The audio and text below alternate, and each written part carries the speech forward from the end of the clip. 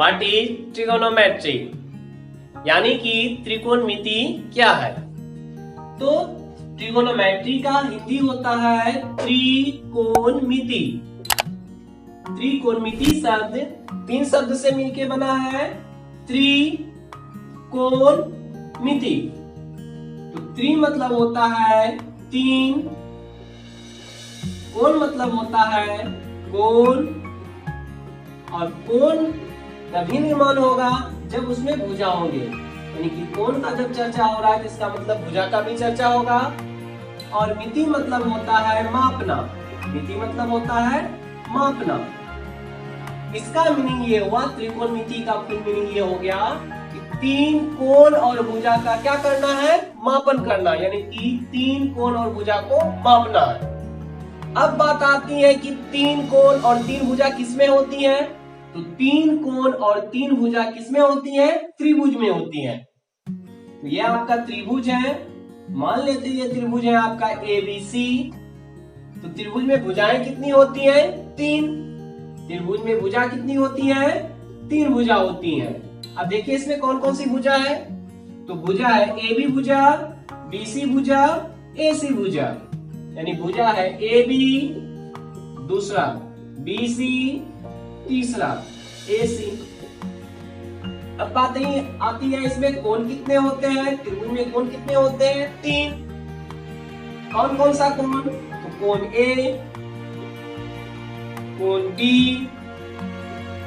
और कोण C। और आपको पता होगा कि त्रिभुज के तीनों कोणों का योग कितना डिग्री होता है, 180 डिग्री। यानी कि कोण A, कोण B और कोण C, तीनों कोण को जब मापेंगे तो तीनों को जोड़ने के बाद कितना डिग्री होगा, 180 डिग्री होगा। यानी कि त्रिभुज के तीनों कोणों का योग कितना डिग्री होता है, 180 डिग्री।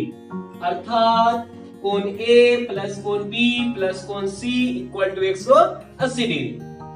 अब बात आती है, इसमें तो त्रिभुज के बारे में पढ़ेंगे, तो इसका फुल परिभाषा अगर पूछा जाए आपसे कि त्रिकोणमिति का परिभाषा बोलिए तो इसका परिभाषा क्या बोल सकते हैं आप। तो त्रिकोणमिति का परिभाषा ये हो जाएगा कि गणित की वैसी शाखा जिसके अंतर्गत हम त्रिभुज के 3 कोण और भुजा का क्या करते हैं, मापन करते हैं। बात आती है कि हम लोग इस चैप्टर के अंतर्गत किस त्रिभुज के बारे में पढ़ेंगे। इस चैप्टर के अंतर्गत हम लोगों को पढ़ना पड़ेगा समकोण त्रिभुज के बारे में। समकोण त्रिभुज यानी जिसका एक कोण कितना डिग्री हो, 90 डिग्री हो। इसका चर्चा हम लोग नेक्स्ट वीडियो में करेंगे।